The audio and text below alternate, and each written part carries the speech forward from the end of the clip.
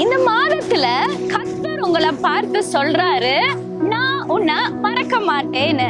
ஏசாயா 49வது அதிகாரம் 15ஆம் வசனத்தின் படி சொல்றாரு, இந்த மாதம் நான் உங்களை மறக்க மாட்டேன்னு. இன்னைக்கோட பார்த்து கொண்டிருக்க நீங்க, என்ன எல்லாரும் மறந்துட்டாங்க, என் குடும்பத்துல என்ன மறந்துட்டாங்க, நான் நேசிச்சவங்க மறந்துட்டாங்க எப்படின்னு சொல்லி இன்னைக்கு குழம்பி போயிட்டு இருக்கலாம். நான் மறக்கப்பட்டுட்டேன்னு. கர்த்தர் சொல்றாரு, உங்க தாய் தகப்பன் மறந்தாலும், ஃப்ரெண்ட்ஸ் மறந்தாலும், உங்களோட அன்பானவங்க மறந்தாலும், எந்த இடத்துல நீங்க மறக்கப்பட்டு போயிருந்தாலும் நான் மறக்கல அப்படின்னு. எதை மறக்கல?